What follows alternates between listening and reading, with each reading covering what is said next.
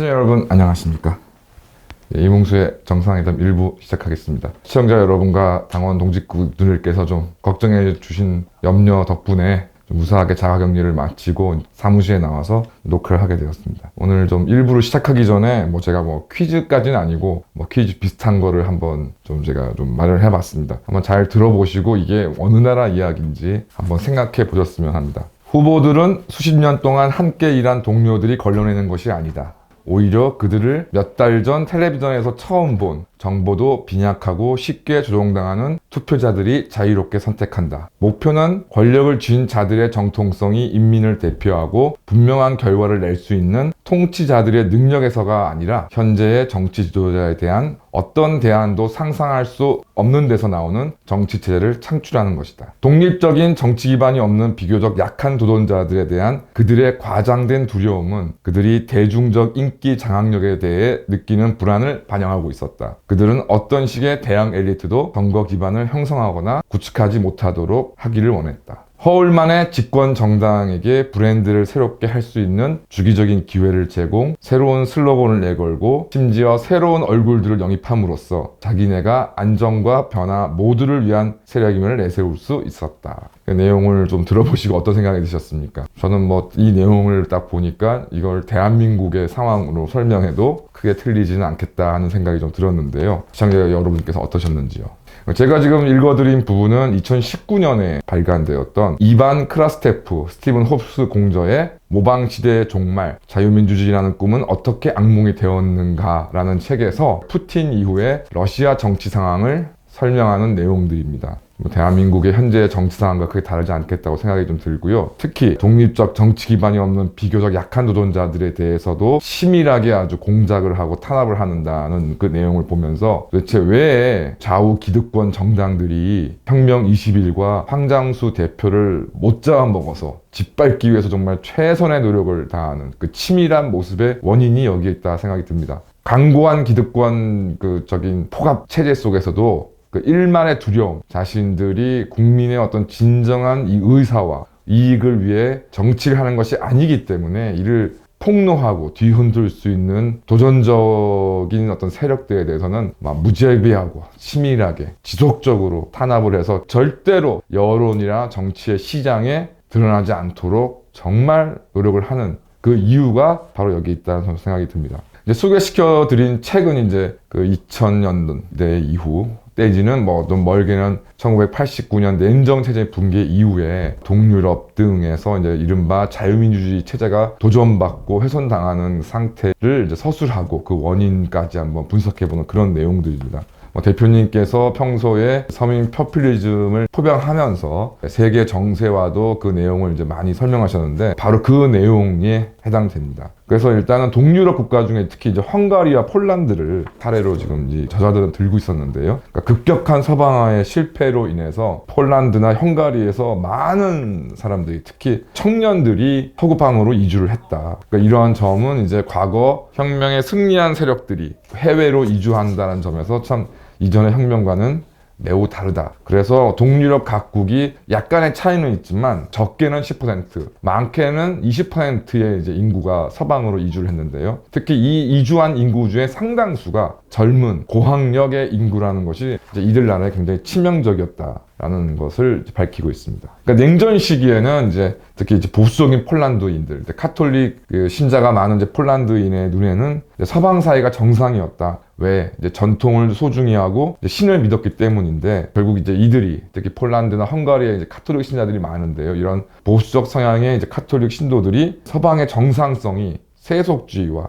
다문화주의, 동성결혼을 의미한다는 깨달으면서 이제 문화적으로도 이제 서방을 배격하는 이제 흐름이 내재해 있다는 점을 지적하고 있습니다. 또한 이제 그 냉전 이후에 이제 동유럽 등에서 벌어진 이제 자유주의 혁명은 결과적으로 기존 공산당 엘리트들이 자본주의 체제에서도 부와 지위를 유지하는 것을 저지하지 못했고 오히려 이를 이제 개인의 능력과 권리 정당화, 자유주의적인 철학적 신념이라는 게 좀 그런 면이 있죠. 그걸 정당화했고 이에 반해서 서민들은 외화 대출 등으로 이제 파산, 으로 이제 저지에 이제 몰리게 되었으면 이제 오히려 이로 인해서 이제 빈부격차가 오히려 공산권 사회보다 더 심해지게 됩니다. 그래서 어떠한 이제 그 언론인이 1970년대 말에 이제 헝가리에 이제 방문을 했는데 주요 공산주의자를 이제 인터뷰를 했더니 이제 그 공산주의자 왈 당은 우리에게 사회적으로 출세하는 길이다. 여기서 말한 건 당은 이제 공산당이겠죠. 하버드 경영대학보다 낫다라는 얘기를 하면서 만약 미래에 미국이 병사들을 부다페스트로 보내는 날이 오면 나는 가장 먼저 레닌주의 타도를 외칠 것입니다. 라고 1970년대 말에 이제 인터뷰를 했는데 실제로 냉전 종식 이후에 헝가리 등 동유럽에서는 이런 일이, 그러니까 공산주의 시절에도 이제 엘리트로서 특권과 편익을 누렸던 자들이 이른바 이제 냉전 종식 이후 자유주의 혁명 이후에도 이제 자본가라는 허울로 이제 기존에 자신들이 누렸던 부와 지위를 계속 누리는 것들이 실현되었던 것이죠. 따라서 이제 뭐 다른 뭐 동유럽 국가들은 아직도 경제적인 어떤 어려움에 이제 처해 있고 이제 그 대표적인 나라가 이제 우크라이나가 되겠는데요. 비교적 폴란드와 헝가리는 냉전 이후에 상당한 수준의 경제적인 성과를 보였지만 서방에서 같은 유럽인으로서 환영받을 것으로 기대했던 사람들에게 매우 화가 나는 굴욕적인 예속, 최근에 뭐 문제가 되었던 이민자들보다 나을 것도 없거나 오히려 못한 위치에 자신들이 처해 있음을 이제 알고 화가 났고, 또 한계가 분명한 개혁의 결과로 해소되지 않는 격차, 그러니까 특히 앞서 말씀드린 바와 같이 인구의 감소, 특히 이제 이 감소된 인구의 대부분이 청년 고학력 인구라는 것이 이제 그 해당 국가들의 굉장히 치명적인 지금 결과를 낳고 있고, 결국 이로 인해서 이제 자신들의 어떤 민족의 문화라는 것이 소멸되지 않을까 하는 공포, 그다음에 서방 특히 동유럽 국가들이 당연히 나치즘이란 전체주의 사회에서 자유민주 체제로 변화했던 독일을 이제 주로 모델로 삼았는데, 그 독일이 제대로 된 리더십이라던가 어떤 비전을 제시하지 못한 것에 대한 실망과 혐오, 또 서구로 이주한 자국민들이 영국, 프랑스, 독일에 거주하면서 느끼게 된 이슬람 이민자들에 대한 혐오, 이런 것들이 오히려 본국에 전이되면서 이러한 것들이 총체적으로 이제 자유민주주의 체제의 가치를 부정하고 이제 대중주의의 확산으로 지금 나아가고 있다. 근데 이러한 현상들이 해결될 기미는 보이지 않는다는 분석을 하고 있습니다. 이제 그다음 이제 러시아 이제 관련된 얘기인 것인데, 뭐 냉전 직후에 이제 소비에트 체제가 이제 붕괴되면서 이제 뭐 민주주의 체제라는 것을 이제 러시아에서 뭐 형식적으로는 도입을 했습니다. 근데 그 1단계는 이제 결과적으로 이제 서방 정부들 및 비정부 기구들로부터의 압력을 줄이면서 이제 러시아 지도부가 대중적 지지가 거의 또는 전혀 없는 이제 철저한 경제 개혁. 왜 이것이 이제 지지가 없냐 그러면 당연히 기존 엘리트들이 이제 그 지위가 지속되는 것이기 때문이죠. 이런 철저한 경제 개혁을 추진하는 방편으로 유용하다. 그러니까 이제 내부적인 불만들을 고조시키는 시장 경제 체제로의 개혁이 그 내부적인 어떤 긴장도 힘든데 이제 외부의 어떤 서방 국가들의 어떤 압력까지 있게 되면 이를 이제 추진하기 어려우니까 이를 무마하기 위해서 이제 자유민주주의 체제를 이제 도입한 것처럼, 그래서 이제 이 책에서는 치부만 가리는 무화가입 민주주의를 이제 했었던 것이 이제 1단계였다, 러시아에서. 이것을 통해서 떨어지는 힘을 이제 보존을 하였고, 이제 2단계 들어와서는 이제 푸틴 시절인데요. 이제 푸틴의 집권기 전반 같은 경우에는 이제 서방 외교적 실행을 이제 오히려 이제 러시아에 대한 공격을 반격하는 식으로 이를 이제 오히려 모방하고, 그다음에 러시아의 공격에 직면한 이제 서방의 약점을 드러내고, 결과적으로는 이제 미국이 이끄는 자유주의적 세계체제의 규범적 토대를 허물자라는 것을 2단계로 내었습니다. 이와 관련해서 이제 러시아의 어떤 경제 사회 상황들이 굉장히 좀 심각했던 것은 아마 얼핏 기억하실 겁니다. 수치로 좀 말씀을 드리면은 평균 기대 수명이 1989년에는 70세, 근데 1995년에는 64세로 이제 추락하고요. 그러니까 이는 또 대부분이 이러한 사망의 어떤 증가는 극심한 경제적 혼란으로 인한 심리적인 스트레스가 뭐 실제로 굶거나 병이 들어서 사망하기보다는 극심한 이제 시장 경제 체제로 전환되면서 이제 이로 인한 심리적 스트레스가 주 요인이라는 게 이제 분석 결과라고 하고요. 그 다음 이제 이번에 뭐 우크라이나 전쟁으로 이제 문제된 부분 중에 하나인데, 그러니까 소련이 해체된 이후에 그러니까 2,500만 명에 이르는 이제 러시아 사람들이 갑자기 이제 자신의 조국이 아닌 외국에서 살고 있음을 이제 발견하게 됐다. 그러니까 이제 이를 이제 발묶인 디아스포라.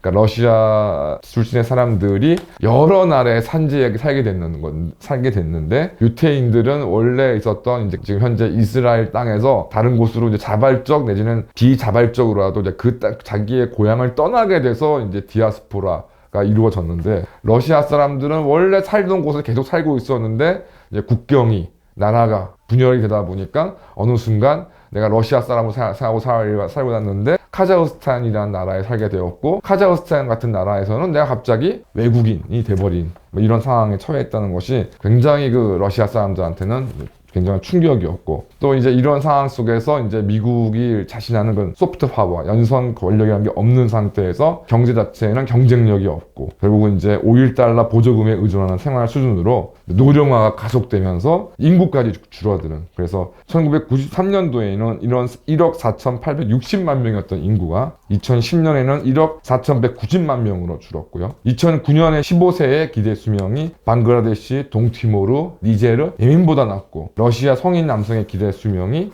수단과 루안보다 낮으며 심지어 에이즈로 유린데 보츠와나보다 낮게 나왔다고 합니다. 또한 2009년 경제활동 연령의 러시아 여성의 사망률은 남미의 최빈국인 볼리비아에 비해서 약한 높은 정도에 불과해서, 사실상 그 러시아 사람들의 입장에서는 뭐 국가 전체가 나락으로 국민들과 함께 떨어지는 그런 상황들을 경험하게 되었다는 것입니다. 결국 이제 이 러시아 같은 경우는 예전의 소련과 다른 것이 전략이 아닌 앙심에서 이제 오늘날 반서방 전쟁으로 돌아서게 되었다고 지금 분석하고 있습니다. 그 다음에 3단계 이제 문제인 것인데, 이제 아마 러시아의 지금 우크라이나 전쟁으로 대표되는 북외로의 어떤 영향력 행사를 이제 얘기하고 있는 것 같습니다. 그래서 3단계에 접어들게 된 계기는 이제 뭐 워낙 부정선거들을 자행했었지만은 결국 2011년, 2012년에 푸틴이 다시 이제 대통령으로 복귀해야 되는 상황에서 이제 심각한 부정선거 상황에 대해서 러시아 국민들이 대규모 항의 시위를 벌였는데, 이는 부정선거라는 것 자체를 몰랐던 걸 안 것이 아니라 마지막에 어떤 러시아 대중의 자존심에 큰 상처가 났기 때문에 대규모 시위가 이제 발생했다고 분석을 합니다. 그렇지만 아시는 바와 같이 그냥 부정선거의 항의 시위는 아무런 성과 없이 조용하게 되었고요. 하지만 푸틴에게는 굉장히 좀 충격적이었기 때문에 항의를 부르지 않는 조작선거를 대체한 새로운 정통수 확보 수단을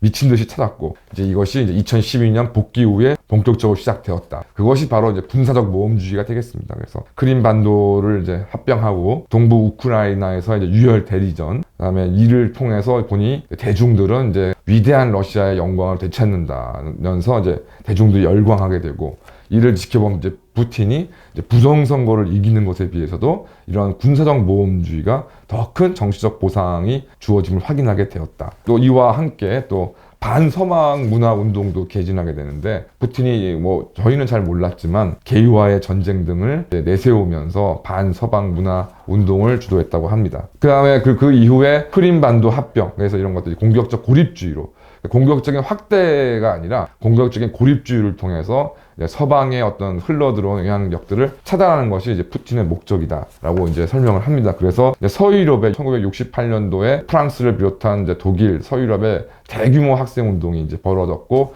이를 이제 68혁명이라고 부르기도 하는데요. 이러한 이제 서유럽에서 68혁명이 이제 부모 세대의 억압적인 가치관과 선택에 대한 아이들의 이제 반란이었다면, 러시아의 2010년대는 서방에서 교육받은 자녀들의 낯선 사회적 문화적 가치관에 대한 부모들의 저항이다라고 지금 설명을 하고 있습니다. 그 다음 이제 얘기는 이제 미국이 되겠는데요. 뭐 미국에 관련된 얘기는 이제 트럼프의 집권을 이제 분석하는 내용들입니다. 뭐 여러 가지로 경제적인 이야기들은 뭐 잘 아실 테니까 제가 더 이상 하지는 않고, 좀 저에게 특색 있게 다뤄온 부분은 정보의 비대칭. 이제 우리는 이제까지 제3세계 국가에 살고 있는 사람들이 미국과 같은 이제 이런 선진국에 사는 국민들에 대해서 정보나 이런 것들이 비대칭적으로 차별받고 있다라고 생각을 했는데, 이제 21세기에 들어와서 2010년대쯤 되다 보니까 미국 시민들이 굉장히 당혹스러운 정보의 비대칭을 경험하게 했다는 겁니다. 그러니까 영어를 모른다는 것은 언제나 심각한 약점이 될 것이다. 그러나 영어만 아는 건 역시 갈수록 더 심각한 약점이 될 것이다. 결국 이제 영어의 세계화로 미국이 아닌 다른 나라 사람들은 미국의 현실을 이해할 수 있는데, 미국 사람들은 영어만 할 줄 알기 때문에 외국을 전혀 알지 못하는, 오히려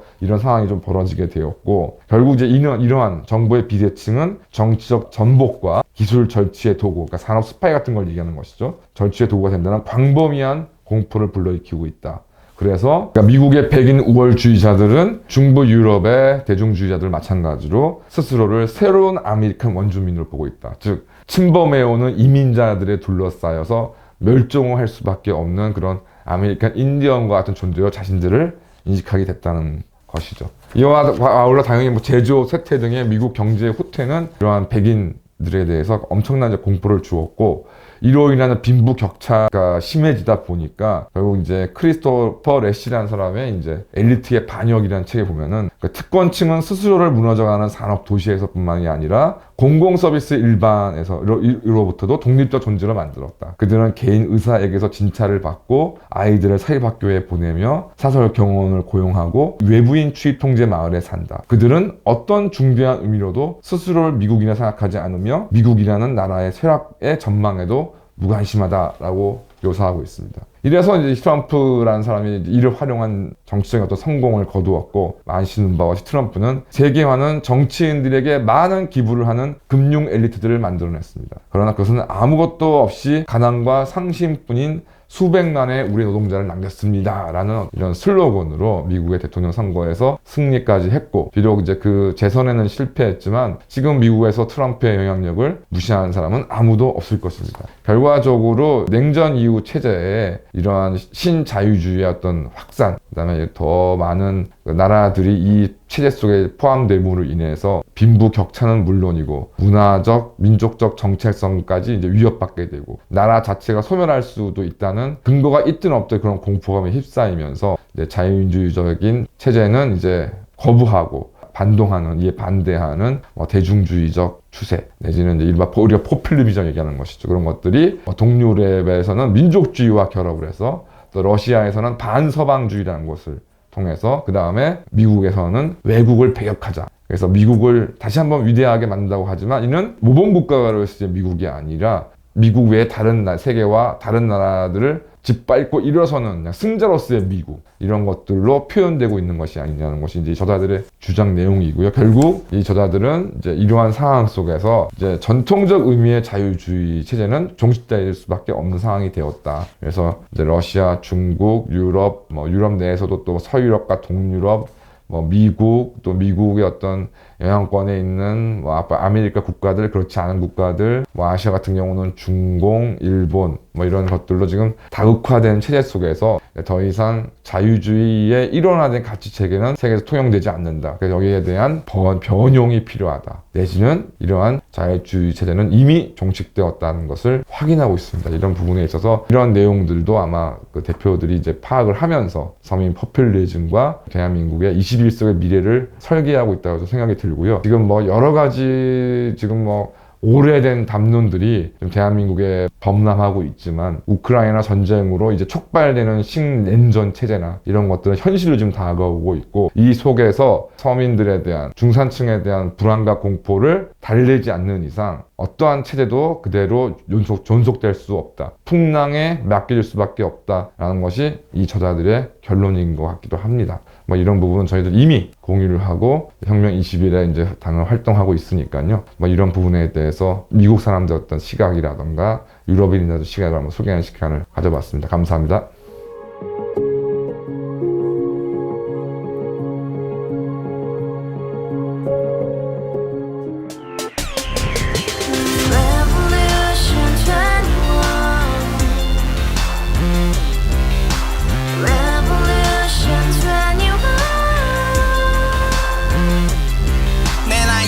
월세 30 코인빚만 300 서울에 온 지 벌써 10년 아둥바둥 버텼지만 여전히 난 반지 하에 제왕 곰팡이 연문제약 내비랑 깡통망통 완전히 폭망 고시원 창문만큼 작아진 내 꿈 연애 결혼 내 집 모든 게 헛꿈 1년 전 떠난 여친 울며 말했지 같이 써봤자 평생 가본 게 꼭꼭꼭하지 가바후스 700 나도 소유주 가바후스 700 나의 소주 택시기사 우라부지 마트캐셔 울어문니 우리 집안 다 털어봤자 후줄 그래 개선민 내 미래 거기서 팍 끝난 거지 팍 더 이상 노력 따윈 괴물이 스펙 찾아서 말리 비오는 날 알바 잘려 맨날 학원 날 개쳐 발려 밤비 내리는 양화대교 홀로 걷고 있을 때 현수막에 아로 새겨진 평당 700짜리 아파트 다같이 소리 질러 혁명 21 가바후스 700 나도 소유주 가바후스 700 나의 소주 You and I, we live together in the house And you dream at your ass, Yeah